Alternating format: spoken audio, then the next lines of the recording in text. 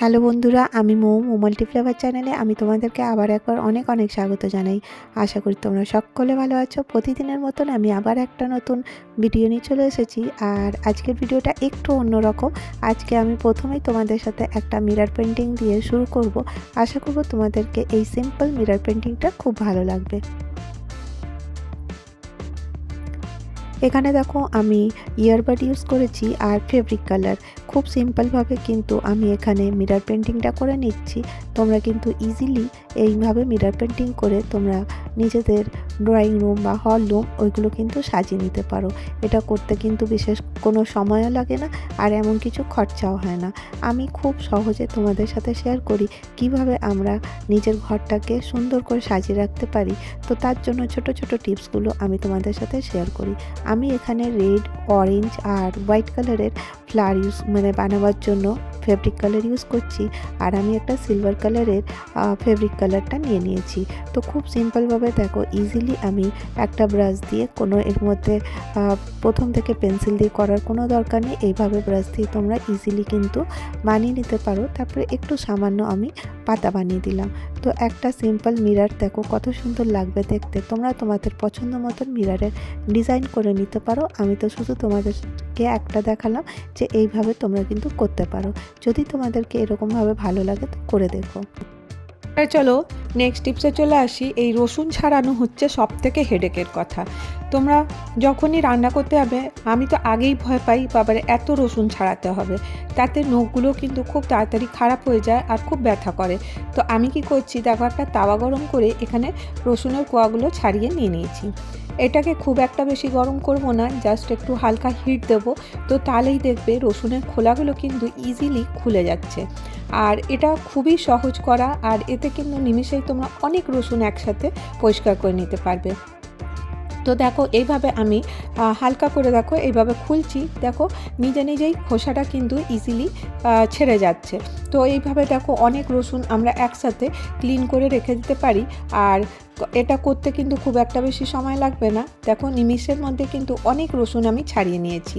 এবার দেখো নেক্সট টিপসে চলে আসবো। এই শীতকাল গ্যাস বাঁচানো আমাদের কিন্তু খুব দরকার। গ্যাস প্রচুর পরিমাণে শেষ হয়ে যায়, তো আমরা এই টিপসটা ফলো করতে পারি। আর ডিম তো এই শীতকালে প্রচুর হয় বাড়িতে, তো ডিম সেদ্ধ তো লেগেই থাকে। তো একটা কুকার নেবে, তার মধ্যে জল দিয়ে দেবে, দিয়ে ডিমগুলো আস্তে আস্তে দিয়ে দেবে। আর তার মধ্যে দিয়ে দেবে লবণ, একটুখানি লবণ দিয়ে দেবে, দিয়ে তারপরে কুকারের ঢাকনাটা বন্ধ করে দেবে। তোমরা বিশ্বাস করো একটা ডিম ফাটবে না, আর প্রত্যেকটা ডিম সমানভাবে সেদ্ধ হবে, কিন্তু উপরের যে সিটিটা আছে ওটা কিন্তু বার করে দেবে। তারপরে রাখার পরে 10 মিনিটও না, 3 মিনিট থেকে 4 মিনিট পর্যন্ত রাখবে। তারপরে দেখবে ডিম ইজিলি সেদ্ধ হয়ে গেছে। আর তোমাদেরকে ছাড়িয়ে দেখাই ডিমগুলো কতটা সুন্দর সেদ্ধ হয়েছে। একটা ডিমের কিন্তু খোসা একবারেই উঠে যাচ্ছে, খালি আমি এইভাবে পরিষ্কার করে দিচ্ছি। তো দেখো একসাথে এতগুলো ডিম কিন্তু ইজিলি তোমরা সেদ্ধ করে পরিষ্কার করে নিতে পারো। কষ্টও হবে না, গ্যাসের খরচাও কিন্তু কম হয়ে যাবে। এবারে নেক্সট টিপসে চলে আসবো।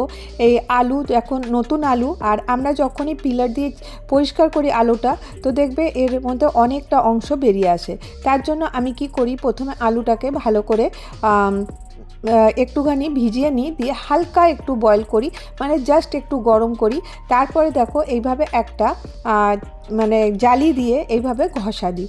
যেই আমি এইভাবে আলুগুলো ঘষা দিতে থাকবো, দেখবে ইজিলি কিন্তু তোমরা খোসা একদম সুন্দর করে ছাড়িয়ে নিতে পারছো। বা তোমরা একটা কাজ করতে পারো, এখানে আমি চামচ দিয়েও করে দেখাচ্ছি।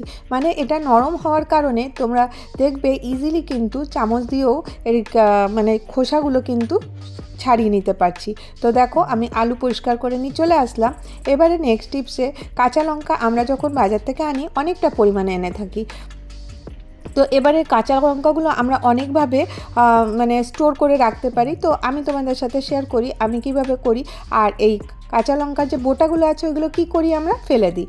তো এইটা ফেলবে না, তোমরা একটু জলে রেখে দেবে। আর তারপরে একটা বাস্কেটের মধ্যে কিচ্ছু করার দরকার নেই। এইভাবে খোলা একটা বাস্কেট নেবে, যাতে হাওয়াটা পাস হতে পারে, সেই বাস্কেটে রেখে ফ্রিজে রেখে দেবে। আর এরপর তোমরা ভাববে এই খোসা মানে এর যে বোটাগুলো আছে এটা দিয়ে কী করব। এটা দিয়েও কিন্তু একটা দারুণ কাজ হবে। তোমরা এটা গাছে দিতে পারো, এতে যে গাছের মধ্যে পোকামাকড় হয় সেইগুলো কিন্তু হবে না, তোমরা জানো। আর লঙ্কার বোটায় একটা গন্ধ থাকে। চলো নেক্সট টিপসে চলে আসবো। এখন শীতকাল, গাজরের হালুয়া তো খেতেই হয়। আমরা প্রত্যেকেই কিন্তু গাজরের হালুয়া করি, আর এতেও দেখো আমরা যখন পিলার দিয়ে ছাড়াই তো দেখবে অনেকটা পরিমাণে খোসা চলে আসছে। আমি কি করছি, একটা গ্লাস নিয়ে নিয়েছি। তো ভাবতে পারো গ্লাস দিয়ে, হ্যাঁ গ্লাস দিয়ে একটু ধারালো গ্লাস দেবে, জাস্ট খালি এইভাবে টান দেবে, খালি হালকা উপরের যে খোসা মতনটা আছে শক্ত, ওইটা খালি পরিষ্কার হয়ে যাবে। আর দেখবে তোমাদের যে নষ্ট হওয়া, যে গাজরের নষ্ট হওয়া যে গুণটা নষ্ট হয়ে যায় সেটা কিন্তু হবে না। শুধুমাত্র খালি আমি এইভাবে টান দিয়ে দিচ্ছি।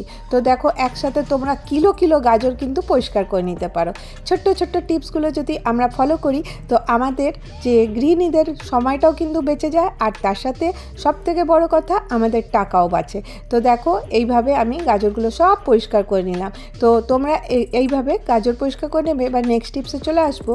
তো দেখো বাঁধাকপির উপরের পাতাটা কিন্তু আমরা মানে ফেলে দিই, কারণ এটা শক্ত থাকে। তো তোমরা এটা ফেলবে না, এটা দিয়ে একটা কাজের কাজ হবে। তো তোমরা ভাবছো এটা দিয়ে আমি কি করছি, এটা আমি দেখো সেঁকে নিচ্ছি। তোমাদের কাছে তাওয়া দেবে, তাওয়ার মধ্যে একটুখানি এটা সেঁকে দেবে। তো দেখো এইভাবে আমি সেঁকে নিচ্ছি কপি পাতাটা। এর মধ্যে আমি দিয়ে দিচ্ছি অলিভ অয়েল। তোমরা অলিভ অয়েলের জায়গায় সরিষার তেল দিতে পারো। তো আমার কাছে সরিষার তেল ছিল না, তাই জন্য আমি অলিভ অয়েলটাই ইউজ করছি। আর এর মধ্যে দিয়ে দেবো একটুখানি হলুদ, দিয়ে এটাকে ভালো করে পাতাটাকে মারবো। এটা সেঁকা হয়ে গেলে তোমরা কিন্তু একটা খুব ভালো জিনিস করতে পারো। দেখো আমার হাতে না প্রচুর ব্যথা আছে, তো এই দেখো আমি এইভাবে কিন্তু হাতের মধ্যে নেব, নিয়ে এখানটাতে দিয়ে দেবো। দিয়ে তোমাদের কাছে যদি কোনো কাপড় থাকে সেটা দিয়ে বেঁধে দিতে পারো। তো আমি এখন তোমাদেরকে এইভাবেই দেখিয়ে দিচ্ছি, এইভাবে দিয়ে রেখে দেবে, দেখবে তোমাদের ব্যথা কিন্তু অনেকটা কম হয়ে গেছে। আর এই কপি পাতা দেওয়ার জন্য হাতটা কিন্তু খুব আরাম হবে। তোমরা এই টিপসটা কিন্তু ফলো করে দেখতে পারো।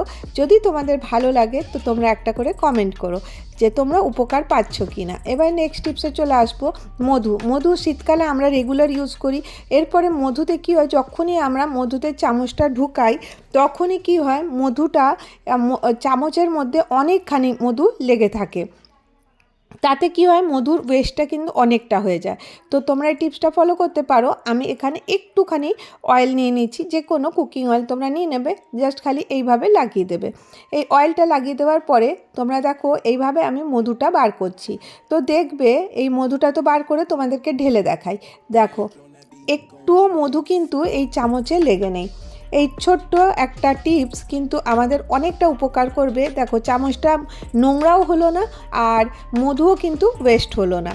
তো তোমাদেরকে কেমন লাগলো এই টিপসটা তোমরা কিন্তু জানিও। এখন নেক্সট টিপসে চলে আসছি নারকেল তেলকে নিয়ে। আমাদের তো প্রতিদিনই নারকেল তেল আমরা ইউজ করি, কিন্তু নারকেল তেলের ইউজ কিন্তু অনেকভাবে করা যায়। তোমরা বিশ্বাস করো এই নারকেল তেল কিন্তু আমাদের স্কিনকে রিপেয়ার করতে কিন্তু অনেকটা হেল্প করে। তো আমি কি করছি দেখো, হাতই নিয়ে নিচ্ছি, হাতের মধ্যে একটু নারকেল তেল নিয়ে নিলাম আর একটু সামান্য মধু নিয়ে নেব। এই ঘরোয়া জিনিসগুলো যদি আমরা প্রত্যেক দিন করে নিতে পারি, দেখবে আমাদের আর পার্লার যাওয়ার দরকার হবে না, আর আমরা কিন্তু অনেক টাকা বাঁচাতে পারবো। এরপরে দেখো আমি কি করছি, হাতে নিয়ে পুরো ফেসটার মধ্যে কিন্তু অ্যাপ্লাই করে দেবো। খুব ইজি, দেখো এইভাবে আমি আমার পুরো ফেসে এটা লাগিয়ে দেবো এইভাবে, আর একটু পরে ধুয়ে নেবে। আজকের ভিডিও এতটাই।